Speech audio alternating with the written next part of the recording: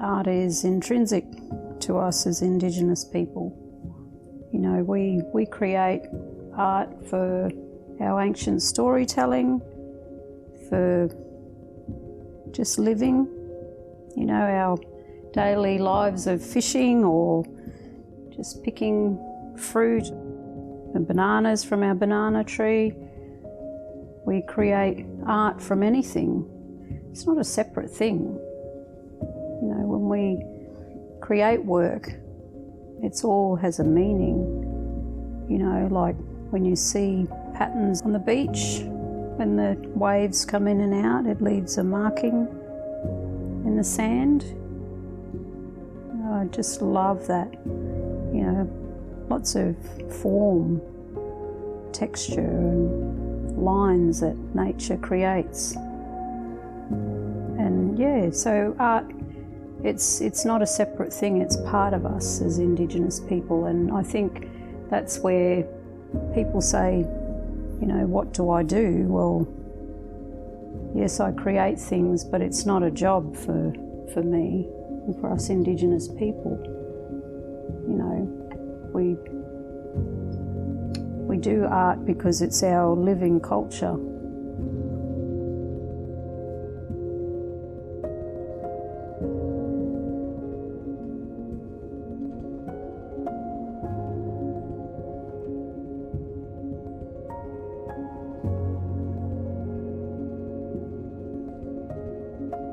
The Gold Coast is one big tourist campaign. We're so used to seeing the Gold Coast on billboards and this lifestyle, and that's how the city of the Gold Coast exists in the national consciousness, as this place of sun and hedonism and sand and surf and sex. And to me, that's not what this city is about at all. Sure, it exists, but this is a place where kids grow up and turn into dads and take their kids to school and go to the beach. And I think that my work shows that more humanistic element of the city, and that side of the city, the more suburban context within the urban environment.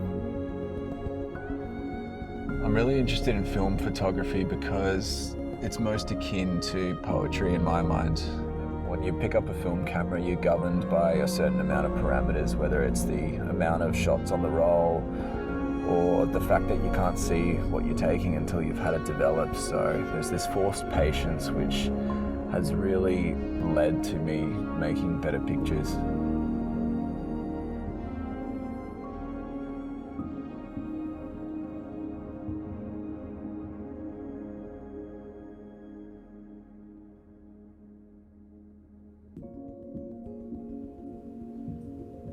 I have always wanted to express myself creatively, I guess, from an intrinsic point of view. I feel like it makes me me. I need to do it. I need to make art. Growing up here, it's really hard to stand back, and I've always made work that I felt was a little bit more a sort of lack of self-consciousness that I guess people can only understand when they live here and they experience that lack of inhibition. It's a simple life. It's not as sort of debauched and as maligned as its reputation has shown. It's a very gentle, simple, beautiful life here, and I think people are finally cottoning onto that. And I think you can sort of temper yourself with the beach, and I think that's a big part of growing up here for me, is being able to just to take myself there and empty, and then come back and work, which is essentially all I do is work, and that's freedom for me.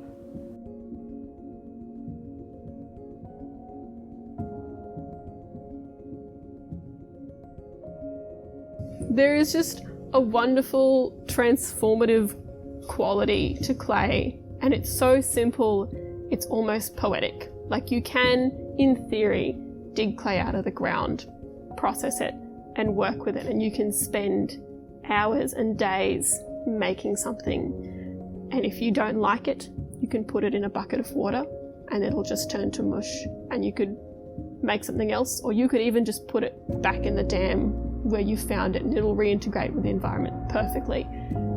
But all you need to do is add heat and time, and then you have ceramic, and that is something that will last thousands of years. I grew up on the Gold Coast, and as a young person growing up on the Gold Coast, I always thought I would have to move away to pursue a career in the arts, and I did for a little bit, and then I just found myself drawn back here. And I do think it is something about the beach and the hinterland, and I think a wonderful thing about the creativity and the culture on the Gold Coast is so much of it is intertwined with the landscape. I think people on the Gold Coast just feel weird if they're not out in the environment, and I think that's one of the reasons why my practice feels so at home here. I don't know, I feel I moved away for a bit and I just felt drawn back to this particular place. It's weird, I'll admit, I never intended to stay here for this long, and I've come and gone so many times, and traveled the world and lived in other cities, but I always end up back here because Gold Coast is just, this is utopia, it's an insanely beautiful place, and when I try and describe it to other people around the world, I feel like I don't do it justice, I try not to take it for granted when I go and live or work in other cities and other places, but the fact that you can afford to live and still maintain such a lifestyle, I feel like this place shouldn't exist. I like to stay in touch with emerging technologies, and I think there's a long history of art sort of being society's kind of first stepping stone to new technologies.